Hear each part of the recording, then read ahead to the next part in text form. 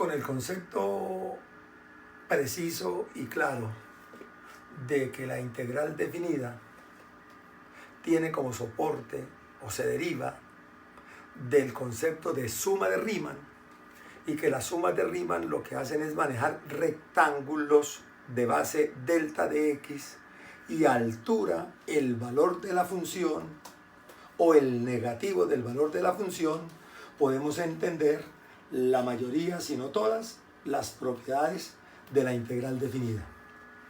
Bueno, las primeras propiedades podríamos decir que se derivan o más que todo se heredan del concepto de integral indefinida. De igual manera que la integral indefinida, la integral entre a y b de k por una función por dx es la constante por la integral entre a y b de f de x por dx. Igual la segunda, la integral entre a y b de la suma de dos funciones por dx, pues es igual a la suma de las dos integrales definidas entre a y b por dx. Igual que lo cumple la suma, obviamente lo cumple la diferencia. La integral entre a y b de la diferencia de dos funciones por dx, pues es igual a la diferencia de las integrales entre a y b de cada una de ellas, de f de x por dx menos g de x por dx. La cuarta propiedad, la integral desde a hasta a de f de x por dx igual a 0. Yo creo que la entendemos muy fácil si tenemos en cuenta que al graficar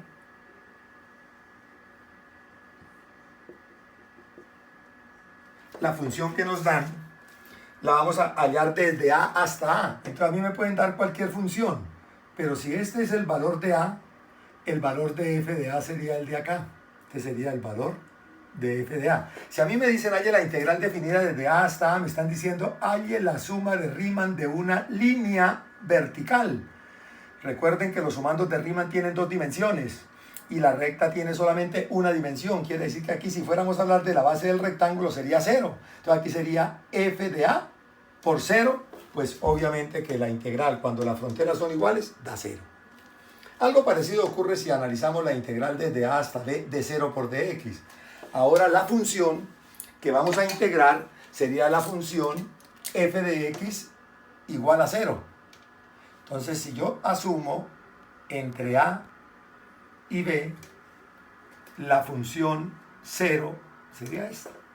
¿Qué ocurre ahora? Al hallar el sumando de Riemann, la base del rectángulo es b menos a, pero la altura del rectángulo sería 0, y por eso esa integral obviamente debe darnos también 0. Esa es la explicación. Aquí nos dan esta otra, sexta. Integral entre a y b de f de x por dx es el negativo de la integral entre b y a de la misma función. ¿Cómo explicamos esto? Si nosotros tenemos ahora una función cualquiera, por ejemplo, podría ser esta función, y hacemos las particiones de Riemann, aquí estaría x0, x1, x2, x3. Si nosotros hacemos la integral desde a hasta b, pues los deltas de x, cuando la hacemos entre a y b, los deltas de x son positivos. Y como la función la dibujé positiva, quiere decir que esta integral da positiva. Pero si yo ahora hago la integral desde b hasta a, quiere decir ahora voy a analizar las funciones de derecha a izquierda, pues ahora de derecha a izquierda, cuando voy desde b hacia a, obviamente que los deltas de x son negativos.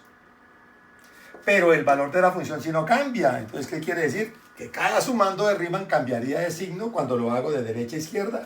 Y por eso al intercambiar las fronteras, pues cambia el signo de la integral. Séptima propiedad.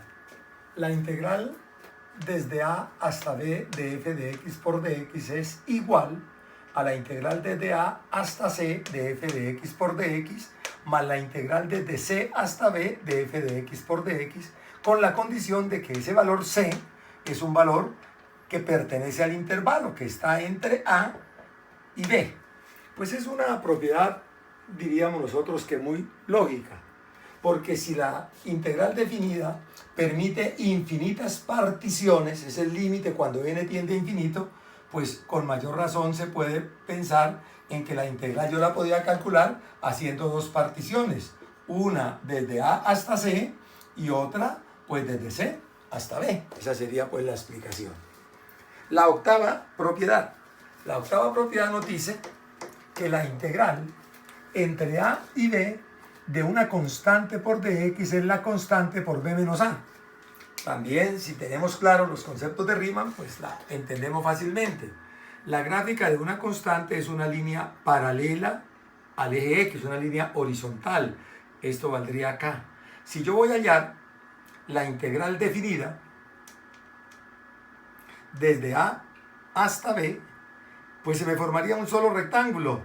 Un solo rectángulo donde delta de X vale b menos a, si hago un solo rectángulo, b menos a, y la altura vale k. La integral definida es el producto de las dos dimensiones del rectángulo de Riemann, pues k por b menos a, y queda entendida la propiedad. Novena propiedad.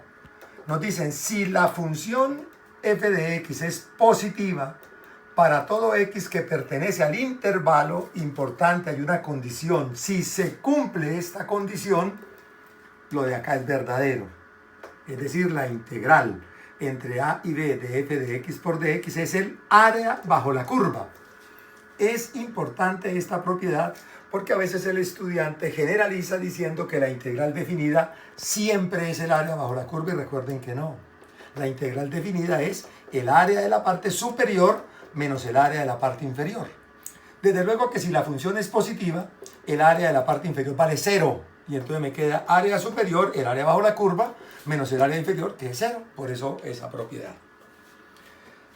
Propiedad número 10. Si comparamos dos funciones, donde f de x es siempre mayor o igual que g de x, para todo x perteneciente al intervalo AB, pues también quedaría muy fácil entender que la integral entre a y b de f de x por dx tiene que ser mayor o igual que la integral de g de x por dx. Nos sirve esta gráfica que tengo acá.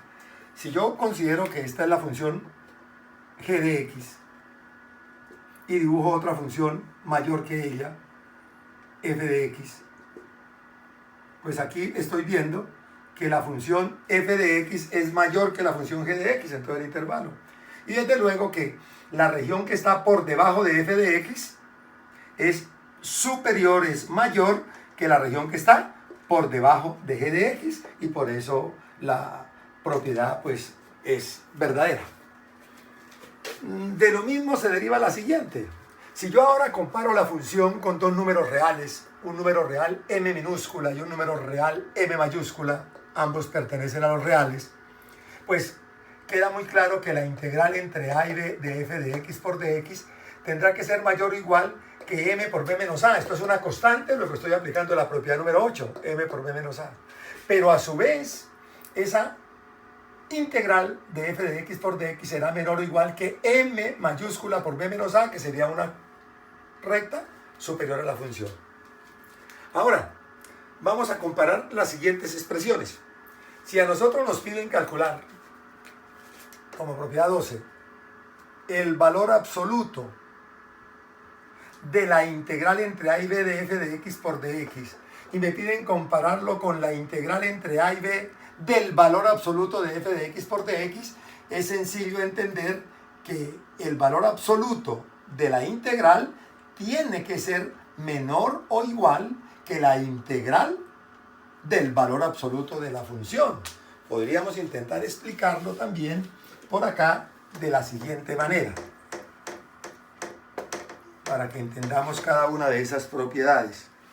Si yo dibujo esta función, me invento esta función, f de x, que tiene una parte positiva y una parte negativa, esta sería y igual a f de x. Para efectos de la explicación voy a atreverme a dar números. Voy a suponer que el área de esta región que está por encima del eje x, voy a suponer que vale 5, y que el área, mucha atención, el área de la región que está por debajo vale 2, pues quedaría claro que la integral en este caso, la integral entre a y b de f de x por dx valdría 5 menos 2, 3, porque eso es, la integral es el área superior menos el área inferior. Si yo saco el valor absoluto, tomo el valor absoluto de la integral, pues me da valor absoluto de 3, y eso pues me da 3. Esa sería la integral, el valor absoluto de la integral entre a y b de f de x por dx. Pero si yo ahora voy a hallar es la integral entre a y b del valor absoluto de la función, entonces ¿cuál es la gráfica del valor absoluto de esta función? Pues que la parte negativa se refleja en la parte, en el eje x, y quedaría en esa parte. Esta sería ahora la gráfica de valor absoluto de f de x, y esto valdría 2. Ahora, ¿cuánto valdría la integral de ese valor absoluto? ¿Cuánto valdría? Ya esta ya nos dio 3. Ahora veamos cuánto nos daría la integral entre a y b del valor absoluto de f de x por dx. Pues nos daría el área superior, que es 5 más 2, 7. La anterior nos había dado 3. Entonces es una propiedad que por simple definición, por simple concepto de suma de rima, se puede entender que es verídica. Esa sería la propiedad número 12. La propiedad número 13 nos dice que la integral entre a y b de f de x por dx es igual a la integral desde a más una constante hasta b más una constante de f de x menos k por dx. Ahí lo que hemos realizado es una traslación. Si ustedes recuerdan, en su cálculo diferencial, allá se vieron traslaciones de funciones. Entonces la recuerdo aquí en una gráfica rápida y sencilla. Si yo tengo una función x, y aquí está f de x, y aquí tengo la función definida entre a y b, la integral definida de esta función sería el área de esta región. En este caso es el área porque he dibujado una función positiva. Si yo dibujo, esta es la función f de x, y igual a f de x. Si yo ahora corro k unidades, y entonces asumo que aquí está a más k, de manera que aquí estaría b más k, pero lo que hice fue correr la función, lo que hice fue trasladarla, pero la función es la misma.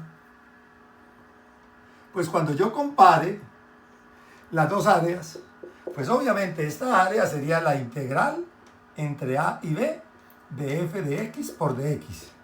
Y esta sería la integral desde a más k hasta b más k de f de x menos k, porque esta sería la gráfica de y igual a f de x menos k. La desplacé horizontalmente k unidades, pero el hecho de que la haya desplazado no quiere decir ni que se haga más grande la región ni que se haga más pequeña. Por eso podemos asegurar que esas dos integrales son iguales. Esa sería la propiedad número 13.